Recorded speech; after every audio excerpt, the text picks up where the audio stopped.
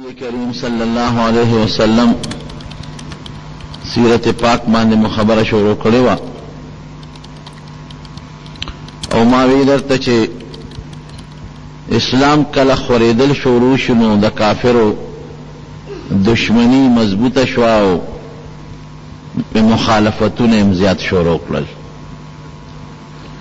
یو طرف ته به د نبی علیہ السلام سره دشمنی کوله، اغی لبے تکلیف ورکو، دا اغی صحابو لبے تکلیفون ورکول، او بل طرف تا بے جرگیم کولے. لکه یو جرگے ابو طالب صاحب لراوستا،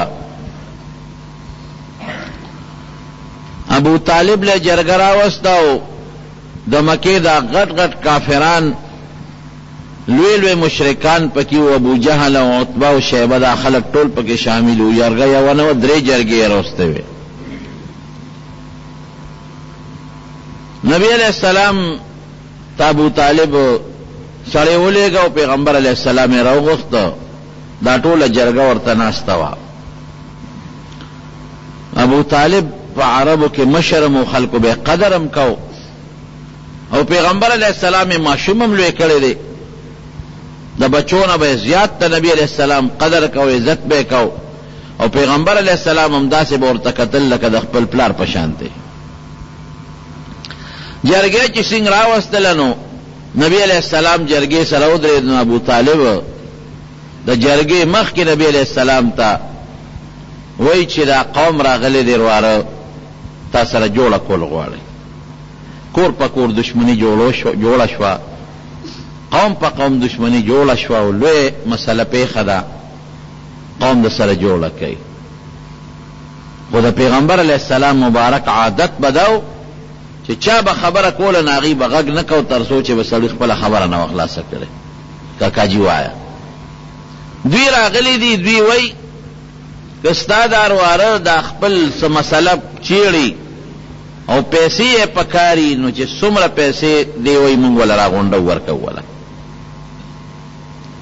که ښځه غواړي نو په مکه کې د ګوته کېږي چې د چا لور یې خوښوي موږ ورکوو. هغه زمانه کې دا پابندي نه وه چې یوه ښځه او که دوه دي او که درې دي. عربو کې دا څلور ښځې دا پابندي وروستو راغلی ده چې څلورو نه زیاتې ښځې به څوک نه کوي. کومه جینۍ یې خوښوي، د چا لور یې خوښوي، ګوته دې کېږي، موږ له فخر دی په دې نه، ځکه نبي علیہ السلام خو ډېر ښایسته او ښکلی او د لوی قوم سره یې متعلق او هوښیار م او قابل م، نو موږ دا په شرطونو نه ورکوو، موږ دا فخر ګڼو. دا زموږ دپاره لوی عزت دی چې زموږ د یو قوم د یو قبیلې جینۍ په ده باندې واده شي. دې چې کومه خوښوي ګوته دې کېږي موږ وله ورکوو. که دې مشري د دې کلي غواړي اوس نه موږ مشر دی، که د علاقې غواړي د مکې نه بار د نور علاقې یاره هغې کې به موله موږ وګرځو، کوشش به وکړو او مشري به وله را پیدا کړو. خو نور دې موږ سره جوړه وکړي، پس جوړه به پس کوو، جوړه ورسره په داسې طریقه کوو چې موږ د ده دین هم نه چیړو. دې پیشه خپل مونځ یې پیشه کوي دی، دا خپل چې دی کوم عبادتونه وایي دا دې هم کوي، دا په دا پابندي پې نه لګوو. مرګري چې څه کوي ادې هم کوي، هغې پابندي پې نه لګوو. خو دا یو پابندي به پې لګوو چې زمونږ د دین بد به نه وایي، زمونږ چې کوم نظام دی خپل دا نظام به نه چیړي، دا زمونږ دین به نه چیړي. باقی دې د خپل منځ او دس عبادت چې د کم خوښي بس اپیشه دې پیشه مونږ به دې نه چیړو، دې مونږ نه چیړي. ابو طالب چې دا خبرې کله نبی علیہ السلام ته وکړلې نو ابو طالب هم دا خواهش و چې دا جوړو شي. نو ورته دا ټکي هم پکې ورواره د قوم مقابله نوره ګرانه ده، زم ستړی نشم کولی او تم نشي کولی، نو دا جوړه بخي. تا دین چیړې ته دوی مه چیړه، ته خپل دین چلوه، دوی به خپل دین چلی. د دوی د خدایانو او د دوی د دین بد مه وایه، باقي لږ یو څه خپل کار کوه. نبی علیہ السلام پوه شو چې کاکاجي مې مرانه جوړ لاس اخلي. نو پیغمبر علیہ السلام مخ مبارک واړه او د سترګو نیوخ کې وبېدی چې په ټول قوم کې خو زما دا تره زما سره ولاړ دی، نور ترونه خو ټول مخالف دی او دا خو مې د پلار په ځای تره دی، نو دیم جوړ مانه مخ اړی. نبی علیہ السلام مبارک ورته فرمایل وی کاکاجي دا ټول مشران زما د قوم ناستی، زما د دغه ذات باندې قسمی چې زما ساده چا په اختیار کې ده چې ما کوم دین راوړی دوی پکې د دنیا هم عزت دی او د آخرت هم پکې عزت دی. نقصان پکې څه دی؟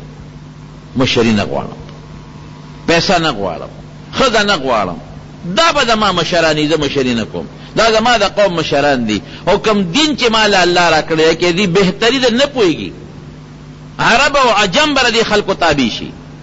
حضرت ابوبکر صدیق ته ونه کته چې د نبی علیہ السلام ملګری شو، په ټوله دنیا حکومت نه شو، د پیغمبر علیہ السلام نه پس حضرت عمر ته وګوره، حضرت عثمان ته وګوره، حضرت علی ته وګوره رضی الله تعالی عنهم. وی دا داسې دین مې والا راوړی دی چې عرب او عجم ټول به خپو ته لاندې کېږي، ټول به تابع شي، او خیر دی پکې زما دا وی بس کرواره نور خبرې دا پرېږده، قوم بلوه شوي ته مونږ ته نصیحتونه نور مه کوه، خدا چې مونږ د څه وایو دا ومنه. وی ښه نو خبره واورئ، دا یو لاس کې دا خو لا ښځه او بادشاهي او مال دی، دا راکوي، د یو لاس کې راته سپومۍ راښکته کي او په دې بل لاس کې راته نور راښکته کي، نو په هغه ذات مې د قسم چې زما سا د هغه په اختیار کې ده چې دا خپل مقصد به چرې پرېنږدم، نه پرېږدم. سبکم هو الذي ارسل رسوله بالهدى ودين الحق ليظهره على دينه. ټول دینونه به د اسلام د خپو لاندې راولم، اسلام به غالب کوم، هر دین دا به د اسلام تابع کوم. اسلام چې ما لکم دین الله را کړی دی دا به اوچتوم، باقي دینونه به د اسلام د خپو لاندې اعلالوم، نه پرېږدم نور دینونه، اسلام به غالب کوم.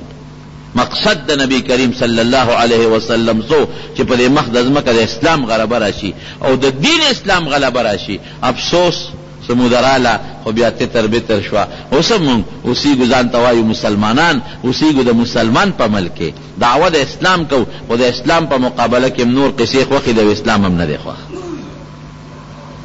کم اسلام د پاره او کم دین د پاره چې نبی علیہ السلام قربانۍ کړې دي، کم اسلام د پاره چې هغې هجرت کړی دی، او د کم اسلام د پاره د هغې غاښ مبارک مات شوی دی، او د طائف سفر د طبیب چې څومره تکلیفونه تیر شوي دي، دې له نه هغې خو د مانځنې نه منې کوي، خپل مونځ دې کوه، خپل ذکر و اذکار نه منې کوي، خپل ذکر و اذکار دې کوه، خپل صدقې له نه منې کوي، دا خپل دې چلوه، دې نه دې نه منې کوي. مونږ والا به نه چېړې. نبي علیہ السلام وی خامخا به چېړم، اسلام به اوچتوم، نور دینونه به د اسلام د خپو لاندې کوم، نه پرېږدم نور دینونه، خامخا به کوم. او لا قوم پیشه او کار پیشه، او چې مې مرګ مقرر وي د خدای له طرف نه هېڅ پروا مې نشته. او کاکاجي که ته ما سره نشې ودرېدې تا نم ګیله نه کوم، خیر ته به د قوم نه مجبورې اوښکې روانې کړې ولاړ.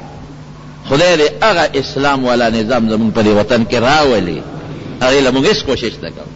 مونږ هم په ازمونو پسې روان یو، دا فلان کې ازم او دا فلان کې ازم او فلان کې ازم. الله وی نه رضیت لکم الاسلام دینا، ما د ژوند د طریقو چې کوم نظام دله خوښ کړی دی هغه اسلام دی. اسلام د زندګۍ د طریق چلېدو نظام یوازې مونځ او دس اسلام نه دی، یوازې ذکر و اذکار نظام نه دی، یوازې زکات نظام نه دی، یوازې اسلامی جامه نظام نه دی.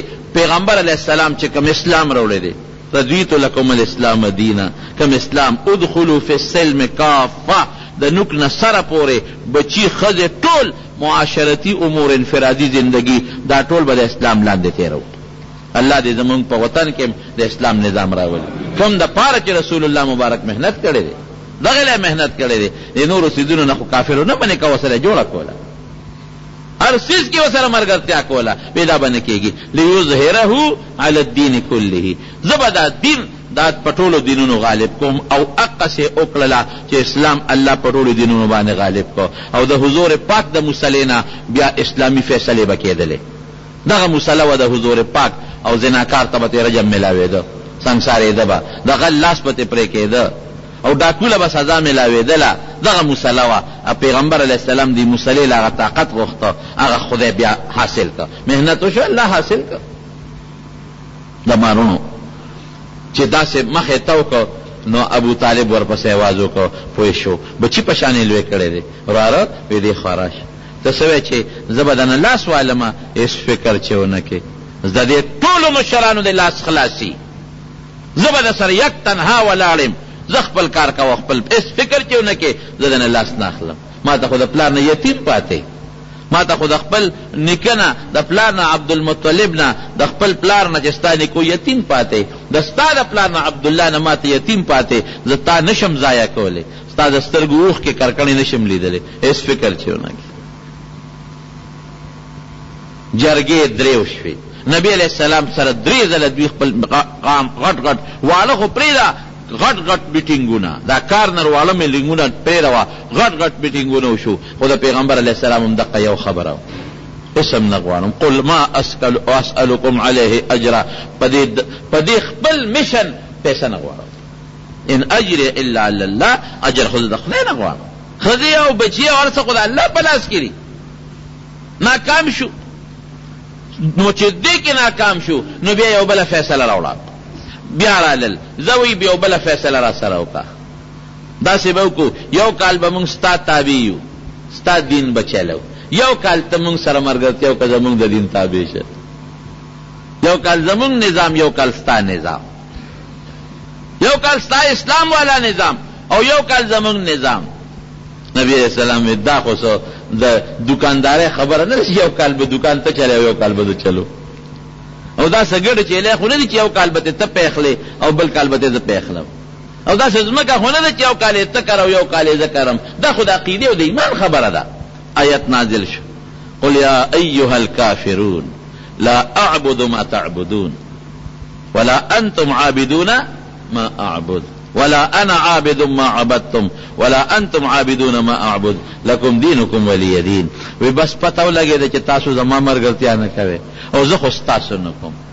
تاسو زما خدای ته شا کړی دا، ما ستاسو بوتانو ته شا کړی دا، زما خپل او دین ستاسو خپل دین، زه بېخموزه چې په دې کارو نه شو، چې په جرګو مو نه شو، دې خو په یو مونږ ته نه رامایل کېږي.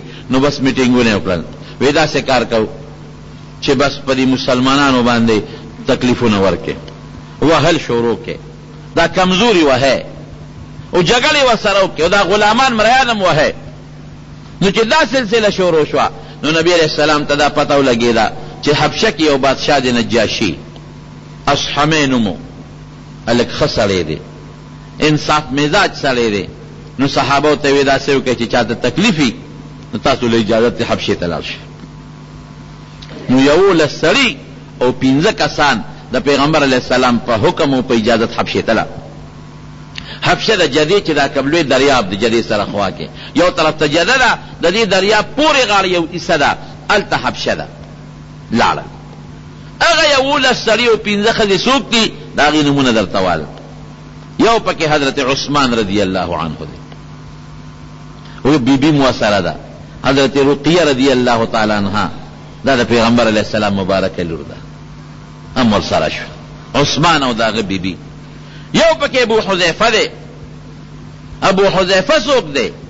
دا د مکې د کافرانو چې کوم سردار او عتبه د هغه زوی دی، پلار یې کافر، زوی دومره تکلیف کې د پلار بوا او قوم بوا چې ټینګېدی نشي غریب. حبشې ته حضرت ابو حذیفه رضی الله عنه د عتبه زوی او د هغه ښځه مو سره وه، سهله د ښځې نوم و، سهله د سهیل لور.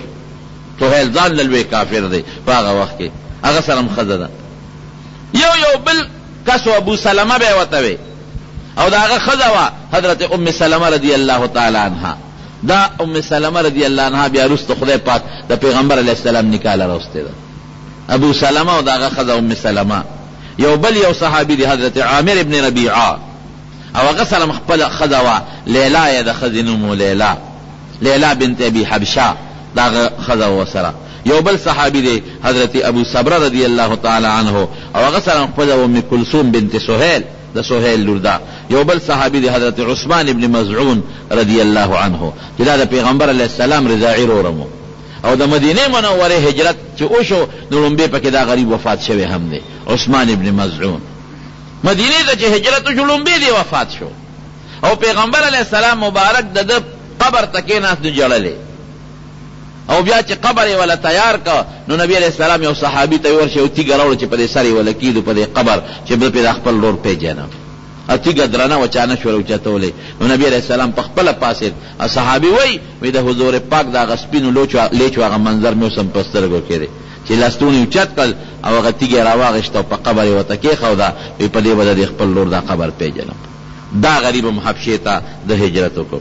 یو بل صحابي دی حاتب بن عمر رضی الله عنه، بل دی سهیل بن بیضاء رضی الله عنه، بل دی عبد الرحمن بن عوف رضی الله عنه، بل زبیر بن العوام رضی الله عنه د پیغمبر علیہ السلام د ترور زوی دی، بل دی مصعب ابن عمیر رضی الله عنه.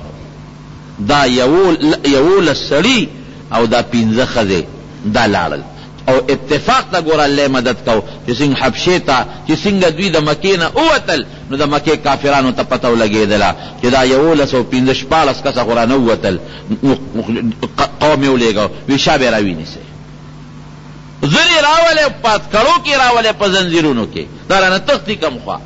دا کافر ورپسې وو، دی مخکې وو چې دی جدې ته ورسېدل، کښتۍ تیاره ولاړه وه، ډکه شوې وه، د یو څو کسانو ځای پکې وو، حبشې ته تله کښتۍ. نو دوی وله 15 درهمه ورکړل، په 15 درهم یې ورسره په کرۍ خبره وکړه او وروختل چې کښتۍ روانه شوه، څه منځې لاړه، دا کافر غاړې ته ور ورسېده. خو بیا خو کښتۍ روانه شوې وه، نو دا دقسې حق دک پاتې شو. دا 14 کسان دا حبشې ته ورسېدل. چې حبشې ته دی لاړل، واقعي د حبشې بادشاه ښه سړی و، نجاشي. دی له ډېر ښه امن ورکړ او یې زه بېغمه خپل کار کوئ، دلته تاسو ته هېڅوک هم غږ نشي کولی. اتفاق ته ګوره یو پراپیګنډه خوره شوه، وی د مکې خلک مسلمانان شوي دي، یو غټه پراپیګنډه خوره شوه. نو دی خوشحاله شو، دی وی چې راځئ چې خپل کلي ته ځو، خپل وطن ته ځو، ځکه خپل وطن پرېښودل خو ګران کار دی، ځای چې ځو. نو دی واپس رالل، چې رالل نو هغه خبره دروغ ختلې وه.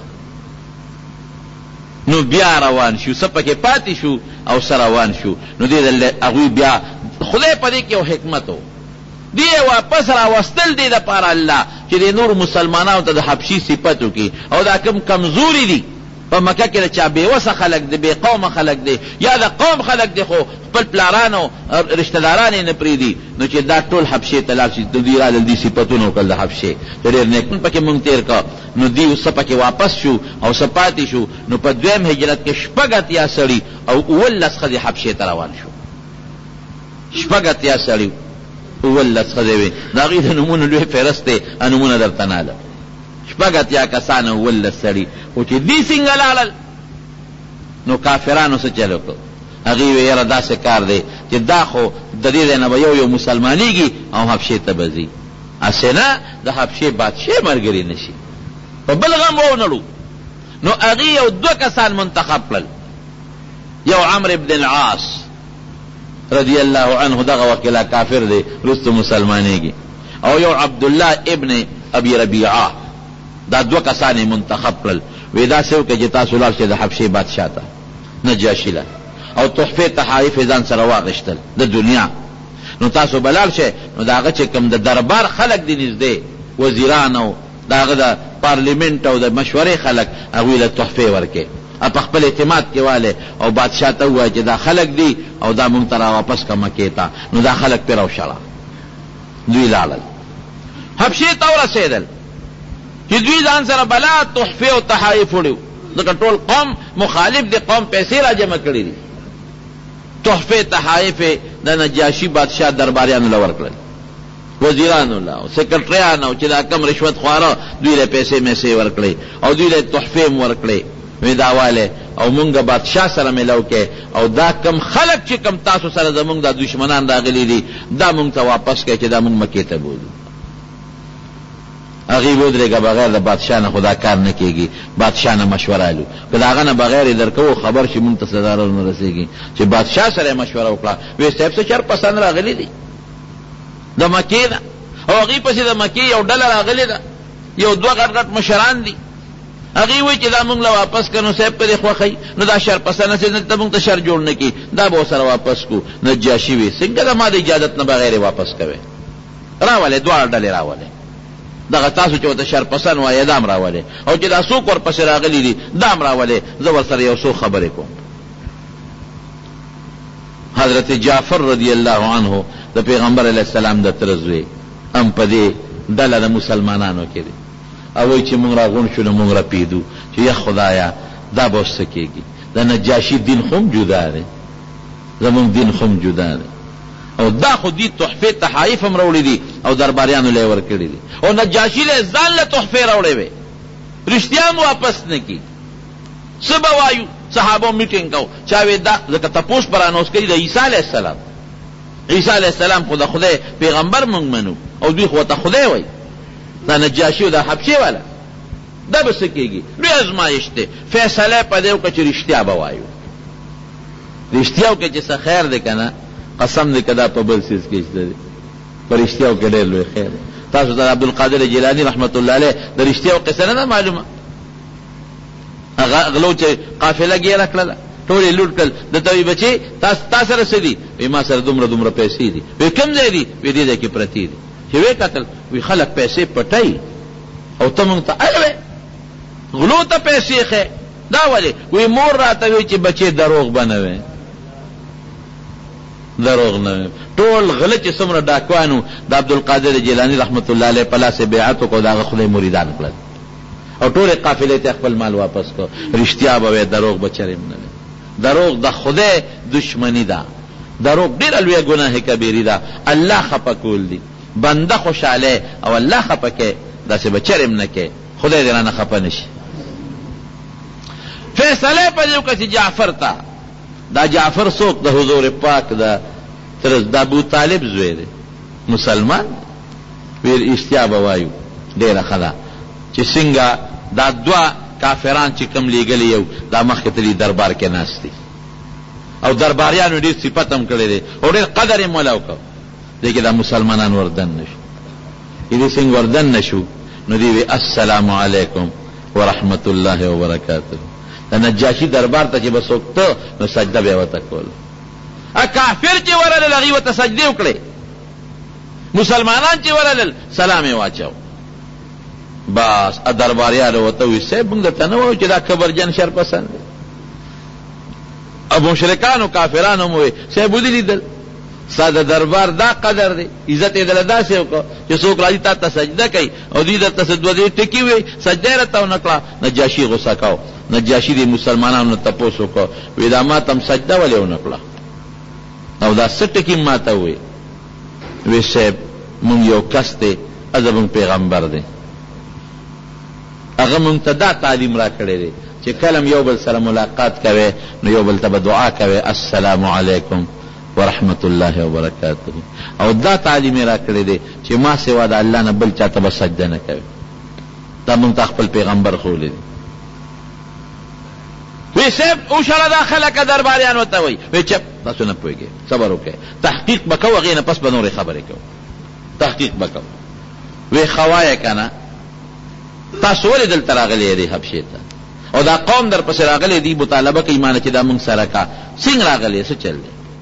حضرت جعفر ابن ابي طالب پاسید یو ډېر خشته ښکلی تقریر وکړه د نجاشي په دربار کې او دربار لګېدلې ټول وزیران او امیران او گورنران او دنیا ناسته را او دې پاسید او دا تقریر یې وکړ. وی ای بادشاه مونږ هغه قوم چې مونږ به مردارې خوړلې، مونږ به د کاڼو سجدې کولې او چې یو کاڼی به خوښ شو په لاره به تېرېدو اب م راواغېشته جیب کې به م واچو د هغې سجده به م کوله زوړ به م وغورځو او چې کاڼي به نو مونږ به یو شګې را یو ځای کړه چیلی به م ټوله شله او په هغې ته به م سجدې کولې او غلاګانې به م کولې او ډاکې به م کولې او قافلې به م لوټلې او زناکانې به م کولې. دا زمونږ ژوند او په معاشره کې هره بدعملي چې وه ټوله په مونږ کې وه. داسې بدعملي چې په دنیا کې داسې نه وه چې مونږ دې نه کړې، نه مو مور پیژندله، نه مو پلار پیژنده، نه مو لوڼه پیژندلې، جمدی به م ښخولې، اولاد به م جمدی ښخو. نو یو هلک مونږ کې خدای را پیدا کړ، نوم یې محمد دی صلی الله علیه وسلم.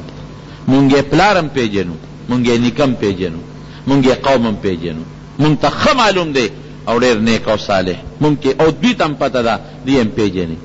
هغې هلک مونږ ته ووایي چې الله یو د شریک وله نشته او زه د خدای رسول یم، ډاکې به نه کوې، غلا به نه کوې، د مشر به قدر کوې، عزت او احترام به کوې، ما سوا د خدای نه بل چاته سجده به نه کوې، د خیر او د شر مالک الله دی بل څوک نه دی. او که د الله تابعداري مو کړه جنت به در کوي او که د خدای نافرماني مو کړه دوزخ به در کوي. لوڼه به جمدی نه ښخوې، کنځل به نه کوې. او چې کم انسان مونږ به ظالم چې به ظلم وکړه د هغه په ځای به یو بېګناه سړی راونیوه، بېګناه به د بل په ځای نه رانیسې. دا خبرې راته وکړې، مونږ د هغه ملګري شو. او دوی وی تاسو ولې ملګري شوي؟ حضرت جعفر ورته بیا یو ټکی وی وی صاحب دینه تپوسو کړه دې خلکو نه چې مونږ چېته غلامان یو د دې خلکو، که مونږ د دوی غلامان یو نو بېشکه د دوی نه را تښتېدلي یو نو بیا م وله ورکه. دوی نه تپوس وکړه مونږ د دوی غلامان یو. نجاشي د هغې نه تپوس وکړه وی دا هم غلامان دي؟ هغې وی نه نه نه غلامان خو نه دي، دا خو اصیلان دي او د مکې د قوم مشران دي. وی ښه دویم تپوس دې وکړه که مونږ مرګ کړي مړ کړي او د دې را باندې وینه پوري نو بیا م وله ورکه. نجاشي دې تپوس وکړه وی دوی څه مرګ کړی دی؟ وینه پې ستاسو پورې ده؟ وی نه نه نه نه نه هېڅ قسمه زمونږ پې وینه نه ده پورې او نه یې مرګ کړی دی. وی ښه درېیم تپوس دې وکړه که مونږ غلا کړی او د دې نه تښتېدلی یو مال هم ترې راوړي نو بیا م وله ورکه. نو هغه ته بیا تپوس وکړه هلکه څه مال یې ده نه راوړی دی؟ وی نه نه نه یو روپۍ هم رانه نه راوړی، یو قیرات هم نه دی راوړی. نو چې هر کله غلامان یې نه یو، مړ هم ته نه دی کړی، مال هم ته نه دی راوړی، عزت ته مولا تاوان نه دی رسولی، نو دی په څه بنیاد مونږ ځان. نجاشي ورته څه وایي؟ حضرت جعفر رضی الله عنه بالکل حضرت جعفر وایي سوچ مې کو چې قرآن ورته د کم ځای نه وویم، کم ځای نه وویم. وی اتفاقا کاف ها یا عین صاد ذکر رحمت ربک عبده زکریا، دا آیتونه د حضرت زکریا علیه السلام او د یحیی علیه السلام. او بیا دا مې ورته تلاوت کړ. وی چې دا مې تلاوت کړ د نجاشي د سترګو نه د اوښکو قطار روان شو. واذا سمعوا ما انزل الیه ترى اعینهم تفیض من الدمع مما عرفوا به، چې کله د قرآن تلاوت دی خلکو ته شروع شي د سترګو نه د اوښکو قطار بیا بیږي. وی جړل وی صاحب بس اپوی شو د مکې کافران او درباریان چې نجاشي خو یې نرم که. نو فوراً وی صاحب د عیسی علیه السلام تپوس دې وکړه. مطلب یې دا و چې عیسی علیه السلام ته خدای وی او دی خو ته د خدای بنده وی، دې کې به راګیر شي. نو هغه ورته وی ستاسو د پیغمبر د عیسی علیه السلام متعلق څه خیال دی؟ حضرت جعفر وی ما ورته ووی چې زمونږ پیغمبر وی چې عیسی علیه السلام د الله بنده او د الله رسول دی، د خدای زوی نه دی. وی وګوره چې که نه ستاسو خدای ته د خدای بنده وی، دا عقیده ده. او درباریان هم غصه شو او وزیران هم غصه شو ځکه خو عیسایانو زمون خدای ته د خدای بنده وی. نجاشي وی غلی کېنه یو ډکې روچت که، یو معمولی غوندې ډکې روچت که او داسې کړې. وی قسم مې د الله په ذاتي چې دا د عیسی علیه السلام متعلق څه وی، عیسی علیه السلام د دې نه دومره هم زیات نه دی. ټکې ویلي دی. او اډر یې وکړو وی چې څومره تحفې تحایف هم ځان سره راوړي دي وی دا ټوله ته واپس کړې. زه په مخامخه دا زما میلمانه دي. اوسه پورې عام خلکو اوس د نجاشي بادشاه میلمانه شو، دا مسلمانان لکه میلمنو غوندې به په حبشه کې دي ژوند تېروي. بدو کې ښه شوه. او زه په رشوت تاسو ما دوکه کوئ. نجاشي وی ما ته دا بادشاهي په رشوت نه ده میله چې دا تره مړ شي خو د ارواره له بیا حکومت ځي، ځکه ارواره هوښیار دی او د حکومت خو دله نه دی پکار. نو د تره پسې رالل وی داسې کار دی صاحب داسې معلومیږي که ته مړ شو د حکومت دله ځي، دا لږ هوښیار دی. وی څوک هم؟ وی دا ملکه. وی نه د پلار ملک اوس را باندې د غریب دا زوی وجنې. وی خره دې دربار نه وباسه. وی داسې به وکړم. یو سوداګر په لاره روان و هغه یې راوسته. نو دا نجاشي دې پې په 600 درهمه خرڅ کړ. وی دې د وطن نه وباسه، دا زمونږ غلام دی. اتفاق ته ګوره، د خدای شان ته ګوره. په هغه شپه هغه تره چې و بادشاه مړ شو. چې مړ شو وزیرانو میټینګ وکړ. وی دا زامن خو ټول لوپران دي له خو بادشاهي نه شو ورکولی، هغه هلک راغوښتل غواړي. نو لاړل هغه سوداګر پسې ګرځېدل، هغه یې را پیدا کړ.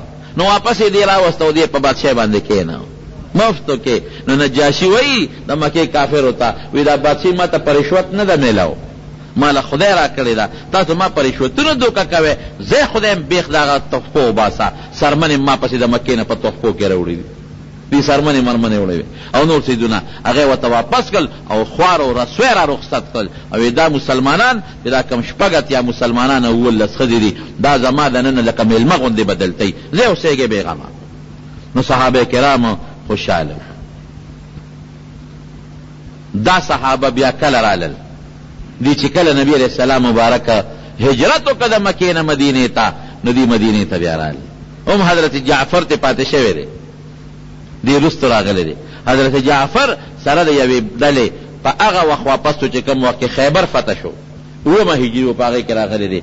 او دا باقي صحابه کرام چې کله مدینې ته حضور پاک هجرت وکړ نو دوی مدینې منورې ته راغلل، او چې مدینې ته راتلل عجیبه خبره وه. نجاشي له لاړل، وایي مونږ خو زمونږ پیغمبر خو مدینې ته لاړ، هجرت یې وکړ، مونږ هم ځو مدینې ته، تا له اجازت له راغلي یو. وی خمال اجازت له راغلی یې؟ وی یو. وی لاول خو دلته راشه ما ته کلمې شهادت وروی چې زه مسلمان شم. خدای مسلمان کړ. دې کې ام حبیبه رضی الله تعالی عنها وا، د چا لور د ابو سفیان چې مکه کې لوی سردار دی هم پکې ده. د هغې خاون وفات شو په حبشه کې، هغې تقاضا وکړه، وی ما نبی علیه السلام سره که نکاح وشي نو ښه به نجاشي د خپل ځان نه 1500 روپۍ مهر هغې له ورکړه، او د پیغمبر علیه السلام او د ام حبیبي نکاح یې په حبشه کې وله وتړله، او یو خپل غلام یې ورسره که یو نوکر دی مسلمانانو سره کا، وی ښه په عزت به مدینې ته رسوی، سپیشل کشتی والا برابر کړه، بل نوکران یې کړل ورسره لکه یو پروټوکول غوندې شکل کې، او ته به لاړ شې نوکر ته وې، او دا مسلمانان به ښه په اطمینان ورسوې، او بیا به نبي علیه السلام ته زما درخواست وکړي. مسلمانان را ورسېدل، هغه د نجاشي هغه سړی هم را ورسېده، چې را ورسېده وی نجاشي وایي چې د الله رسوله زه په تا باندې ایمان ما راوړی، زه مسلمان شوی بالکل، او د الله روی ستانه سوال کوم چې ماله د خدای په دربار کې بخښنه وغواړه. نو نبی علیه السلام وله 3 دعاګانې وکړې چې خدای نجاشي وبخه، الله ته وبخه، الله ته وبخه. او بیا وروستو دا نجاشي چې کله وفات شو، د تمنا کړې وه چې زه به د نبي علیه السلام ملاقات له راځم، خو غریب بیا عمل شو، وفات شو، ملاقات نصیب نه شو. نو چې کله وفات شو نو نبی علیه السلام مبارک صحابو ته اعلان وکړه په جومات کې، وایي ستاسو هغه ورور نجاشي وفات شوی دی. وی دا صاحب تاسو ته څه پته ولګېده؟ وی جبریل علیه السلام راغی ما ته الوی، او ما ته جبریل علیه السلام دا مووی چې که جنازه کول غواړې چې درته یې رانږدې کړمه. وی مې چې یو بالکل جنازه کول غواړم. نو نبی علیه السلام ځان سره صحابه کرام وویستل د مدینې منورې د جومات نه بعد، او وی جبریل علیه السلام په یو وزر د ځمکه وواله، وی ما ته نجاشي کټ ښکاري او تاسو یې نه. نو پیغمبر علیه السلام په نجاشي باندې بیا غایبانه جنازه وکړه. غایبانه جنازه را بعض خلک کوي، ورې زمونږ په مذهب کې د امام ابو حنیفه رحمت الله علیه غایبانه جنازه نشته. هغوی دا وایي دا د نبی علیه السلام په نجاشي غایبانه جنازه کړې ده، لیکن نو په یو روایت کې راځي دا غایبانه نه وه، مونږ ته خو غایبانه ښکارېده. نبی علیه السلام وایي ما ته جبریل علیه السلام د ده دا کټ را ښکاره که ما لیده تاسو نه لیده. نو گویا کې پیغمبر علیه السلام په حاضر سره جنازه کړې، حاضر مړي باندې. اصحما د دې نجاشي نو نور د حبشې هر بادشاه ته به دوی نجاشي به یې ورته وي، چې دوی کله په دې کې نامراده رالل د مکې دا کافران، او قوم ته یې وایي چې مونږ خو ذلیل را رخصت کړو، او خپلې سرمنې مرمنې هم راته را پشا کړې، او تحفې تحایف هم را پشا کړل چې دا هم نه دي پکار. اوس به څه کوو؟ جرګه ناکام د ابو طالب، حبشې نه نامراد رالل، په والو ټکولو په مسلمانانو ستړي شو، چې کم غریبانان مسلمانانو حبشې ته لاړل، چې کم مالدارو او د قوم نه مجبورو هم حبشې ته لاړل. د مکې محکم کافرانو یو بل میټینګ وکړو، وی داسې کوو چې د مسلمانانو خلاف مکمل بایکاټ، بنو هاشم چې کم د نبی علیه السلام قوم دی، مکمل بایکاټ، داسې بایکاټ ورسره کوو. او خیفی بنی کنانه یو ځای د مکې سره خوا کې یو خوړ دی، هلته جمع شو.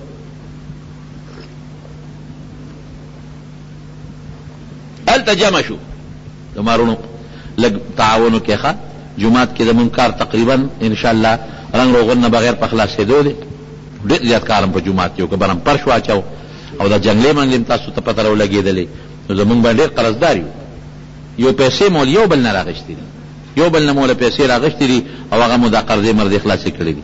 نو تاسو مهرباني وکړئ، مونږ خو تاسو ته وایي چې بار مونږ چندې نه غواړو، او چې کوم ستاسو څه وس کېږي د خدای د رضا لپاره، نو دا جومات ته لمونځ هم پکې کېږي، او د حفظ درس هم پکې شروع دی، او بره به خصوصا د حفظ درس کېږي. نو لږ غونې تعاون وکړئ. بل زمونږ یو نیت دی جومات ته بل هم دی، مونږ ته د دغه ډېر لوی مسله ده د لوډ سپیکر، چې کله بجلي نه مونږ ته مسله ده. نو جنریټر مونږ له پر اوس کال چې اغشت دی، خو شور کوي ډېر زیات. اراده مو دا ده چې ډېر یو پی ایس والو هغه ښي په هغه شور هم نه کوي، نو کله چې اوس کېږي او پرالې واغېسته خو ډېر به ښه شي. یو پی ایس هغې سره بیټري لګي او کنی نو دا مونیت دی ورته نو مهرباني وکړئ لږ یو پټې تعاون پکې وکړئ ښه. بهر کیف میټنګ یې وکړه په خیف بني کنانه کې پې د مسلمان خلاف بیکاټ کو نو فیصله په دې وکړه چې نه به ورسره خبرې کوو مسلمانانو سره بلکې یوازې مسلمانان نه د دوی چې کوم ملګري دي اگر که مسلمانان نه دي هغې سره به هم نه کوو نه به خبرې کوو نه به پې سلام اچو نه به جواب اخلو نه به پې شی خرڅو نه به شی اخلو مکمل بیکاټ دا سوشل بیکاټ چې ورته وایي اشمانو چغې موخې سوشل بیکاټ چې ورته وایي دا به کوو. تنګ شو مسلمانان ځکه چې په قوم کې د سره څوک خبرې نه کوي نو د ابو طالب یو دره ده شعب ابي طالب هغې ته مسلمانان منتقل شو او اتفاق ته ګوره چې دوی کله بیکاټ فیصله وکړه نو یو کاغذ یې ولیکه او په هغې کاغذ د دې کافرانو ټولو مشرانو سردارانو دستخط یې وکړې او د بیت الله په درشل باندې هغه کاغذ ټک واو چې دا زمونږ د مسلمان خلاف فیصله ده او دا همدلته ټک واله نو چې چا هغه کاغذ لیکلی و د هغه نوم دغه او دا څه ورته ویلې کېږي دغه نوم سره هیر شو هغه چې هغه د عکرمه زوی د پلار نو خو عکرمه دی خو بهر کیف نوم راته نه دی یاد دی وخت کې هغه چې چا خط لیکلی و هغه خدای په لاسو شل کو هغه له خو رب العالمین هغه سزا ورکړه خو مسلمانان تنګ شو نو شعب ابي طالب ته منتقل شو هلته به یې څه کول نه پې چا شی خرڅو نه د چا شی غېسته نه چا خبرې کولې نه څوک ته جواب اخلي نو دومره تنګ شو مسلمانان دومره چې وی مونږ به د اونو دا پاڼې خوړلې او دا کبلې به م را شکولې په دې به م خپل وخت تېرو او یو صحابي وی ما باندې خو دومره تکلیف راغی چې یو ځل مې په لاس په ځمکه د شپې تپو نو سلون غوندې شي باندې مې لاس ولګېده ډېر اوږې وما وی روچت مې کو په خوله مې ور ومنډه او شخوند مې پې وو وی پته راته ونه لګېده چې څه شي و خېټې ته مې څه لاړل یو بل صحابي وی سرمن مې ومونته سرمن نو یا مې راوړله نو او مې سوځوله ایرې مې ته جوړې کړې نو هغې ایرې به مې لږې لږې خوړې په هغې مې خپله ګزاره کول دا ژوند د صحابو او دا لږ نه دا د سن 7 هجري نه حبشې ته هجرت په 5 هجره رجب کې زبرګه کې شوی او دا سن 7 هجري وه دا سن 10 هجره دا هجري نه شه نبوي ځکه هجرت خو وروسته دی حبشې ته هجرت په 5 نبوي شوی او دا 9 نبوي د پیغمبر 9 کالو د نبي علیه السلام 3 کاله د تکلیفونو کې مسلمانان تیر شوي او دا ظالمان به تلله په هغه دره په غاړه کې به ورته ودرېدل نو د مسلمانانو هغه ماشومانو به د لوږې نه چغې والې جړل به نو دوی به پورې خندل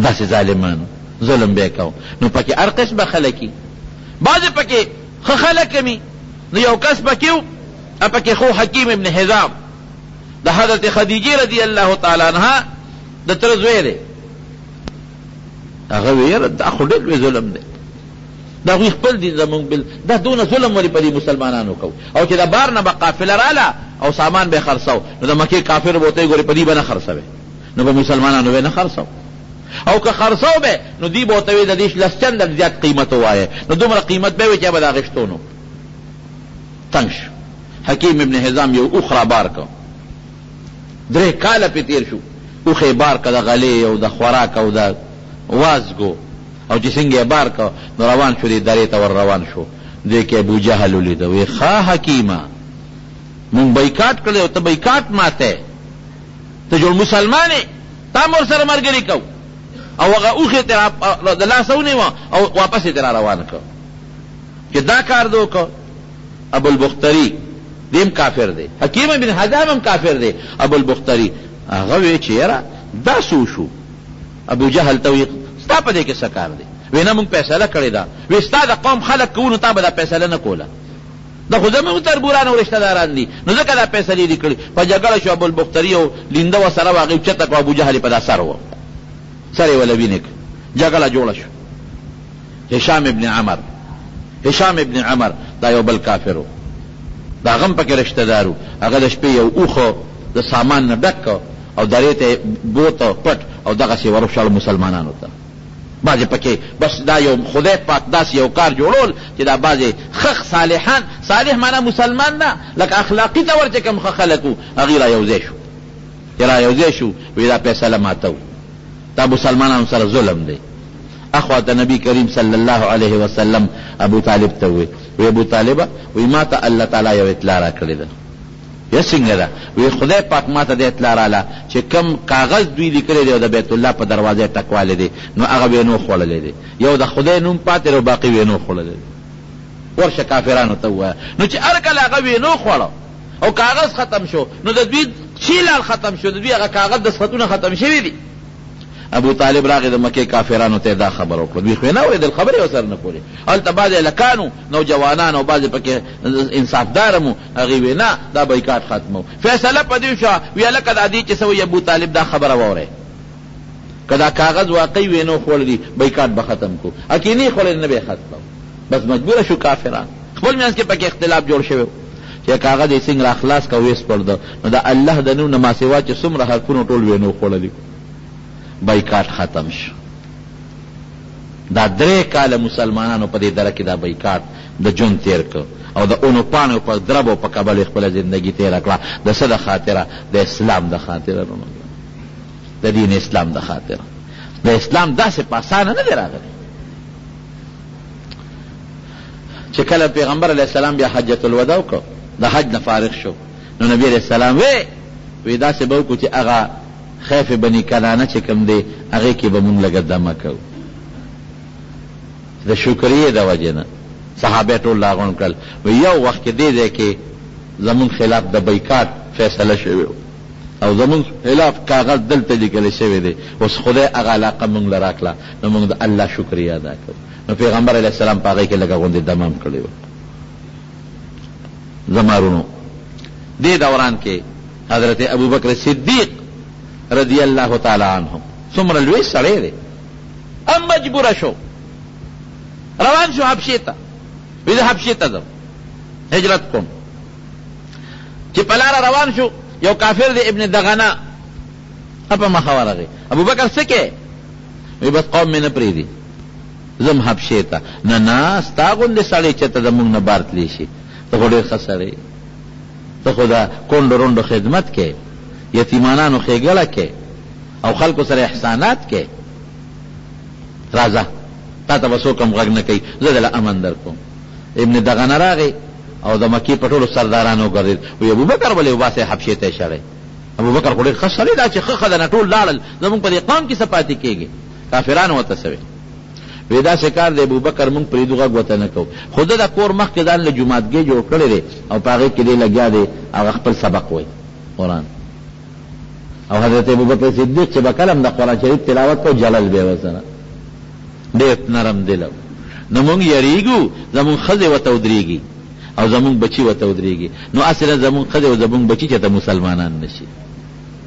نو مونږ دله امن ورکوو ابن دغنه چې تا امن ورکه زمونږ هم امن، خو ته دا مهرباني وکړه پناه مولا ورکړه، ته دې پوه کړه چې دې دا خپل قرآن کور دننه پټ وی. ابن دغنه راغی ابوبکر ته وی ګوره ما دله پناه درکړه، څوک به هم درته غږ نه کوي، خو ته مهرباني کوه دا خپل قرآن او دا مونځ دې کور کوه. وی ډېره ښه ده، اوس دې راوستې یو څو ورځې دننه خپل مونځ کوه، قرآن به پکې لسته، بس ټینګ نه شو بیا بار راووته. د دروازې مخې ته هغه جوماتګي کې به مونځ کو او پس تلاوت د قرآن شریف به پکې کو او جلل به ورسره. څومره د کافرانو ښځې بچي به تېرېدل ورته به ولاړو.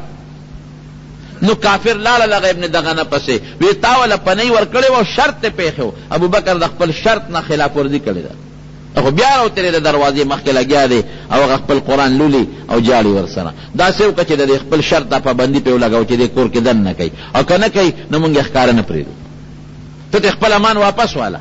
ځکه که مونږ وله ډب ورکوو نو دا ستا بېعزتي دی، تا وله امان ورکړی دی، ته ته امان واپس که مونږ پېشه ابوبکر پېشه، مونږ یې بار قرآن اورېدو ته نه یو تیار. هغه راغی ابن دغنه ته وګوره تا له خو ما امان در کړی، پنۍ مې در کړه، ما دې ذمواري واخېسته، نو تا د خپل شرط خلاف ورزي وکړه، بار بیا راووتې. وی نشم صبرېدی، د خدای قرآن پټ نشم لوستلی، نشم ټینګېدی. وی ښه نو که سر باندې چا بار غزار وکړو نو دا خو زما بېعزتي ده، پنۍ ما در کړې ده، ما ته خپل امان واپس که او یا دننه خپل تلاوت کوه. ابن ابوبکر صدیق ورته څه وایي؟ وایي ما تاله خپل امان واپس درکو، ما له د الله او د رسول پنۍ او امان کافي دی. دا دومره سختې به په دې صحابه کرامو تېرېدلې. بیا چې د شیب ابي طالب هغه درې نه مسلمانان راووتل نو بیا د غم کال او عام الحزن ورته وایي، ځکه چې په دغه کال کې ابو طالب وفات شو. پیغمبر علیه السلام سره خو د ډېره مینه کوله او نبی علیه السلام عجیبه دا و چې کله مړ کېده نو پیغمبر علیه السلام وله راغی او د مکې دا کافران تکې چاپېره ټول تودي.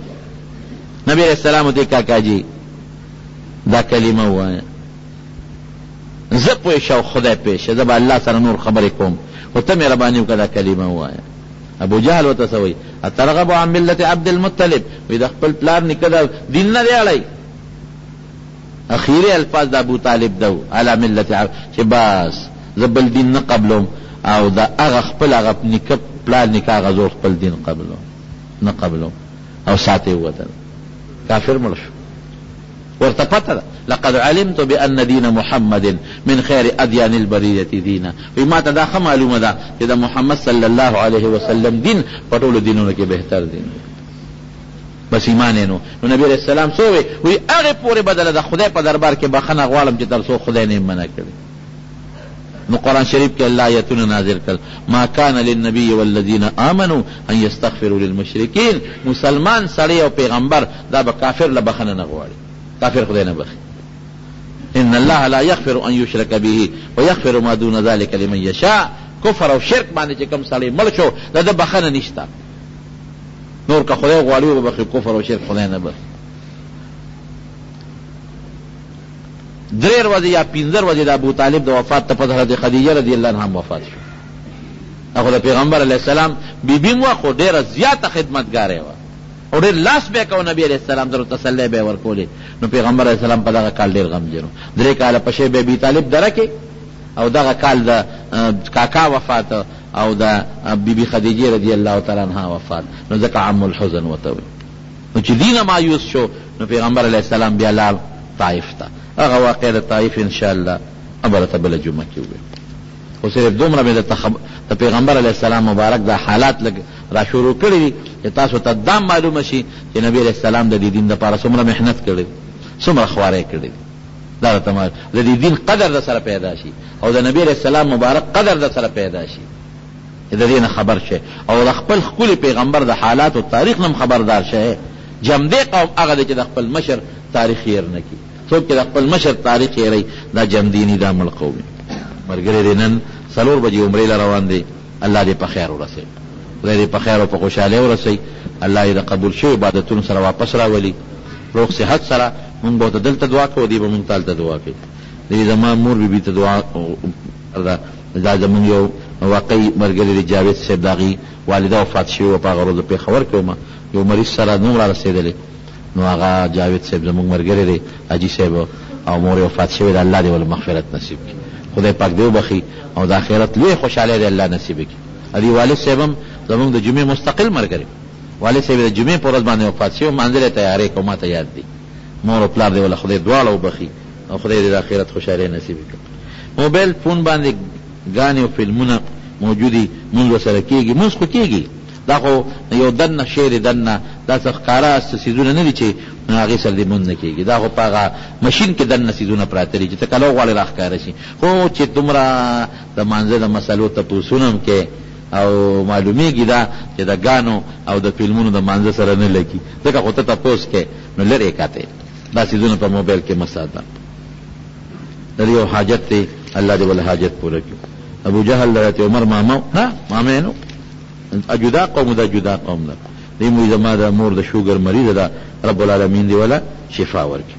خدای پاک دې روح صحت ورکړي، الله دې شفا ورکړي. قرض دې او د کاروبار مثلا د الله دې ولا قرض خلاص کړي، خدای دې ولا کاروبار کې برکت ورکړي. الله دا کوم دوستانو چې دعاګانې غوښتلې دي خدای ته ولا قبول کړي. خدای چې دا چا په رزق کې تنګي وي ته ولا فراخ رزق ورکړي. څوک بیماران دي په دې مجلس کې یا په کورونو کې الله تعالی شفا ورکړي.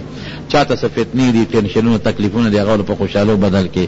چا یو بل سره بغضونه حسدونه روانې دي، هغه په روغو باندې بدل کړي.